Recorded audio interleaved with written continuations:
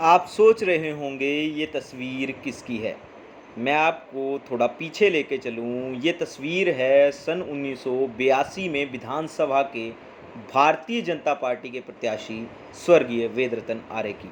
स्वर्गीय वेदरतन आर्य भारतीय जनता पार्टी की स्थापना के बाद कुटलैहड़ में भारतीय जनता पार्टी के संस्थापक रहे।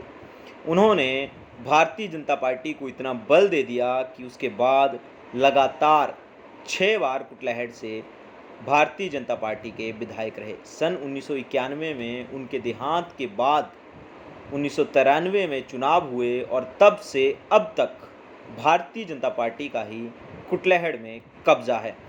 अब बात करते हैं कि ये जो प्रेस कटिंग्स आप देख रहे हैं ये किस लिए हैं। आपको बता दूं, उनके देहांत के बाद उस समय के मौजूदा सीएम शांता कुमार उनके गृह क्षेत्र आए। उन्होंने वहाँ पर घोषणा की कि उनके गांव को जाने वाली सड़क का नाम स्वर्गीय वेदरतन आर्य के नाम पर रखा जाएगा, लेकिन अब तक उस घोषणा को अमली जामा नहीं पहनाया गया। अब इसके कारण क्या हैं ये तो भारतीय जनता पार्टी ही समझ सकती है, लेकिन बात करें वेदरतन आर्य की तो वेदरतन आर्य ने पार्टी के लिए जहां अपनी उम्मीदवारी तक त्याग दी थी, ऐसे थे वेदरतन आर्य। वेदरतन आर्य ने 1982 से लेके 91 तक भारतीय जनता पार्टी को एक ऐसा बल दिया कि भारतीय जनता पार्टी की जड़ें इतनी मजबूत हो गई कुटलैहड़ में कि अब तक उन जड़ों को कांग्रेस निकाल नहीं पाई। कांग्रेस ने लगातार प्रयास तो किए, लेकिन वेदरतन आर्य के द्वारा रखी गई नींव अब तक कुटलैहड़ में हिली नहीं। उनके बाद की बात करें तो उनके बाद भी भारतीय जनता पार्टी में कुछ नेता औंधे मुंह बात तो करते हैं कि वेदरतन आर्य जी ने क्या क्या भारतीय जनता पार्टी के लिए किया। आज भी कुछ पुराने कार्यकर्ता उनके द्वारा किए गए कामों की बात करते हैं। आइए आपको सुनाते हैं क्या कहते हैं हाँ, लोग। वैसे रिश्ते में वो मेरे मामा जी लगते थे और मैं उनके साथ वैसे लुधियाना में भी हमने इकट्ठे कार्य किया। वहाँ पे वो एक हमारी हौजरी की यूनियन हुआ करती थी, उसके वो संगठन मंत्री थे। आर्य समाज के वहाँ वो प्रधान थे।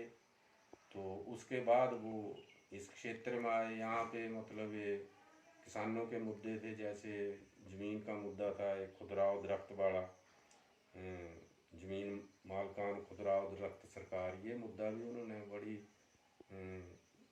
शिद्दत से गवर्नमेंट के सामने रखा और बाद में इसका हल भी हुआ, किसानों के नाम वो ज़मीन चढ़ी।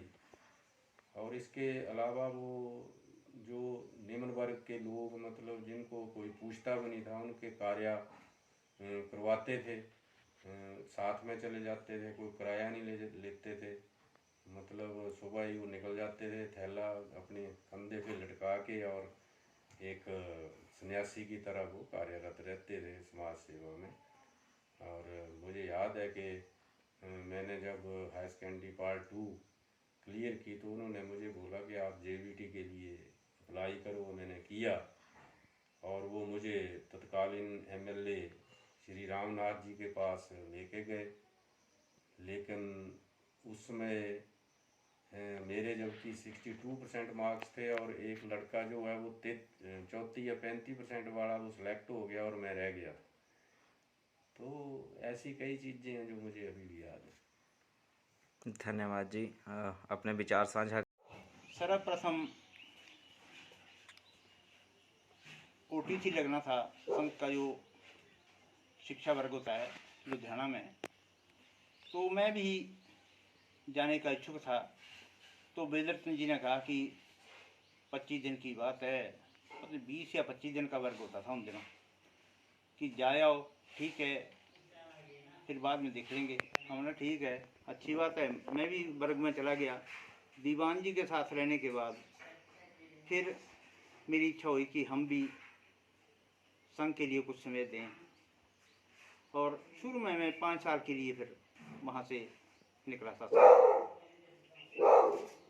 एक बार उन्हीं दिनों हमारी जो राजा से लकड़ी मिली हुई थी, वो लकड़ी जो थी वो डिपार्टमेंट जो था वो उस लकड़ी को कि ये अवैध रूप से काटी है, उसको ले गया था।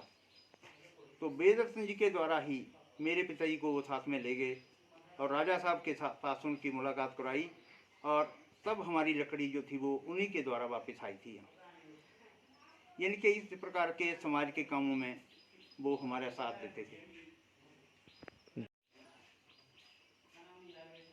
शुरू शुरू में आर्य समाज का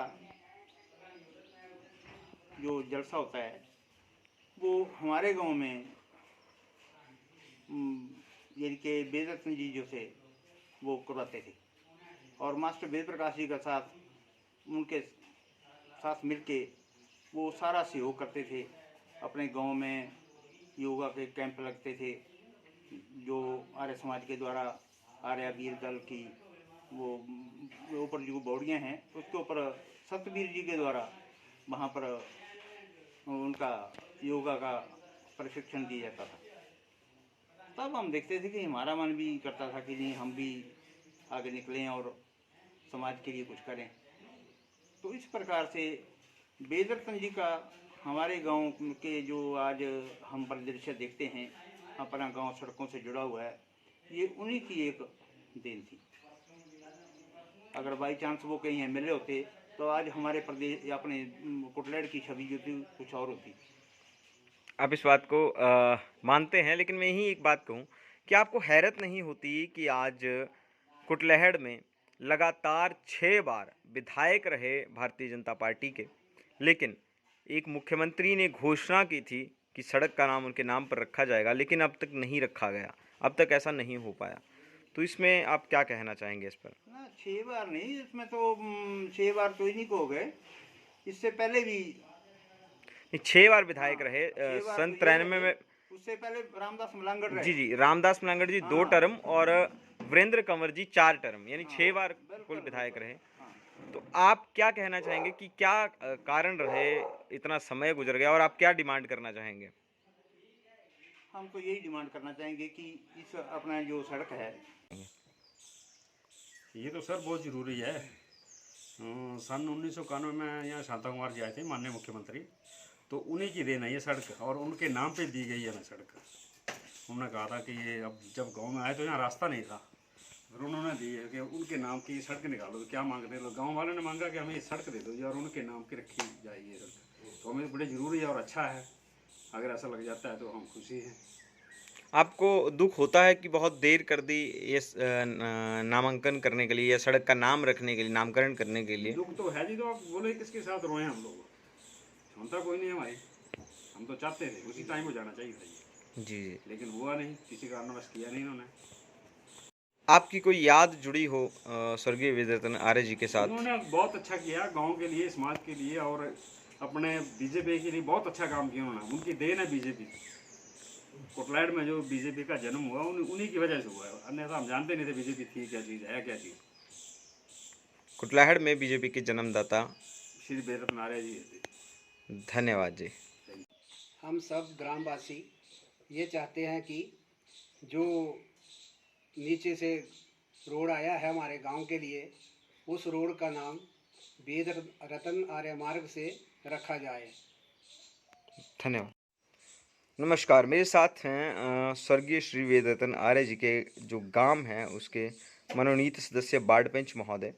तो मैं आपसे जानना चाहूँगा कि आपने इस समय एक मुद्दा गर्मजोशी से है कि कुटलैहड़ के भारतीय जनता पार्टी को जन्मदाता कहे जाने वाले स्वर्गीय वेदरतन आर्य जी की जो गांव को सड़क आती है, यानी आपके गांव को जो सड़क आती है, उसका नाम जो है वो स्वर्गीय श्री वेदरतन आर्य जी के नाम पर रखा जाए। तो इस पर आप क्या कहना चाहेंगे और आप क्या प्रयत्न कर रहे हैं? दोबारा इसको सर लगभग 30-31 साल हो गए इस मुद्दे को, लेकिन अभी तक किसी ने ये मुद्दा उठाया नहीं था। और उस टाइम तत्कालीन जो मुख्यमंत्री थे वो आए थे गांव में, तो वो इसको बोल के गए थे कि इनका सड़क का नाम चेंज किया जाए और वेदरतन आर्य जी के नाम पर रखा जाए।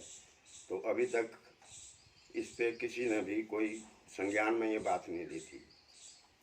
अब जब से मैं वार्ड पंच बना हूँ तो मैंने ये मुद्दा मंत्री जी के सामने रखा है। अब आगे की चर्चा देखेंगे करके उनसे।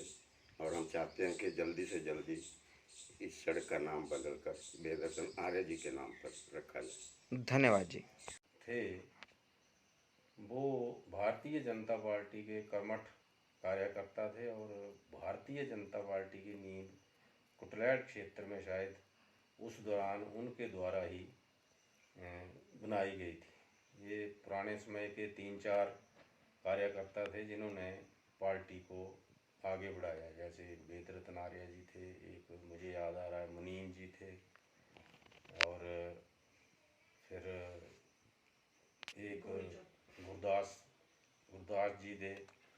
तो ये पुराने कार्यकर्ता थे, इन्होंने मतलब काफ़ी भारतीय जनता पार्टी के काफ़ी कार्य किए और लोगों को जागरूक किया, क्योंकि इससे पहले ज़्यादातर यहाँ पर कांग्रेस का ही शासन चलता था। कांग्रेस के जो उम्मीदवार थे वही जीतते थे।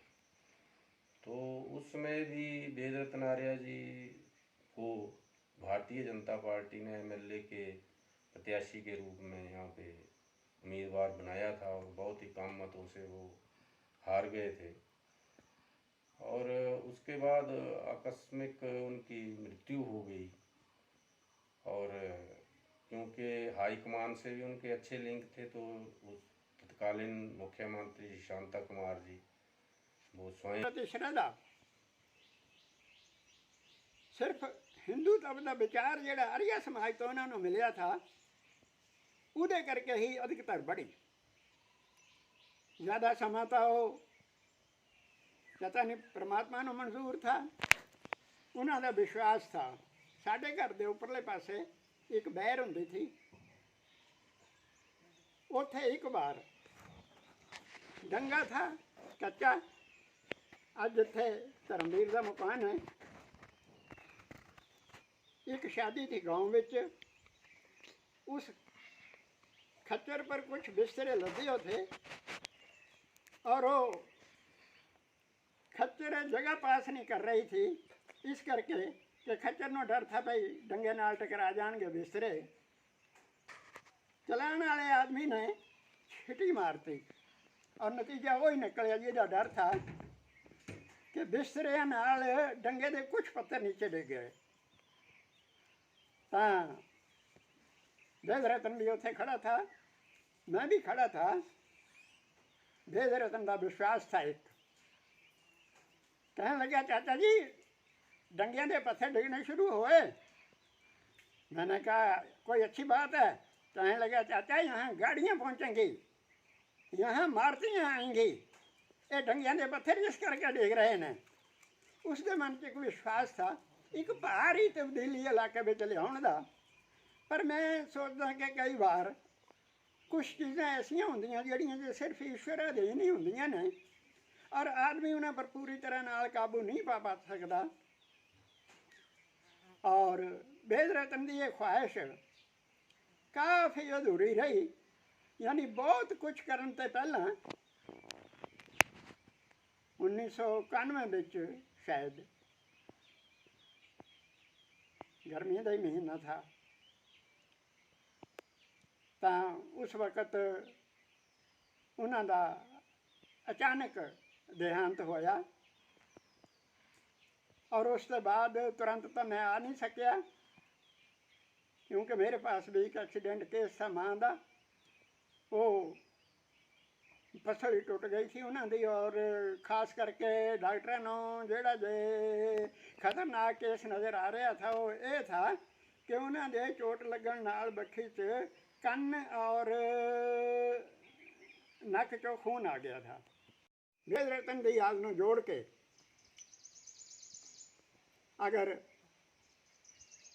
वो तो सड़क तो सरकार ने पक्की बना दी, पर वेदरतन की याद विच कुछ भी नहीं हो सकिया। अगर श्रद्धांजलि के तौर पर सिर्फ इस वास्ते भी कि इलाका कुटलैट विच भारतीय जनता पार्टी का कोई मूल प्रचारक होया तो उन्हां विच वेदरतन आर्य का नाम प्रथम आउंदा है। ਔਰ ਉਹ ਤੋਂ ਬਾਅਦ ਅਮਰੇੜੇ ਵਾਲੇ ਪੰਡਤ ਰਾਮਦਾਸ ਜੀ ਮਲੰਗੜ, ਜਿਹੜੇ ਜੇ ਉਹਨਾਂ ਦੇ ਵਿਚਾਰਾਂ ਤੋਂ ਪ੍ਰਭਾਵਿਤ ਹੋ ਕੇ ਆਪਣੇ ਪ੍ਰਧਾਨ ਪਦ ਤੋਂ ਲੈ ਕੇ ਔਰ ਵਿਧਾਨ ਸਭਾ ਤੱਕ ਪਹੁੰਚਣ ਤੱਕ ਭਾਰਤੀ ਜਨਤਾ ਪਾर्टी ਦਾ ਹੀ ਪ੍ਰਚਾਰ ਕਰਦੇ ਰਹੇ। ਤੱਪੇ ਖਿਆਲਤੇ ਦੇ ਵੀ ਕੁਝ ਲੋਕ ਥੇ ਜਿਨ੍ਹਾਂ ਦੇ ਨਾਮ ਵੀ ਅਬ ਮੈਨੂੰ ਅੱਛੀ ਤਰ੍ਹਾਂ ਨਾਲ ਯਾਦ ਨਹੀਂ ਹਨ। ਇੱਕ ਦੋ ਲੋਕ ਤਾਂ ਉਹਨਾਂ ਵਿੱਚੋਂ ਮੈਨੂੰ ਮਿਲੇ ਵੀ, ਪਰ ਸਮਾਂ ਗੁਜ਼ਰ ਗਿਆ। ਹੁਣ ਬਿਸਮਰਤੀ ਵੀ ਮੇਰੀ ਜ਼ਿਆਦਾ ਕੁਛ ਹੋ ਗਏ, ਬਹੁਤੀਆਂ ਗੱਲਾਂ ਕੁਛ ਯਾਦ ਵੀ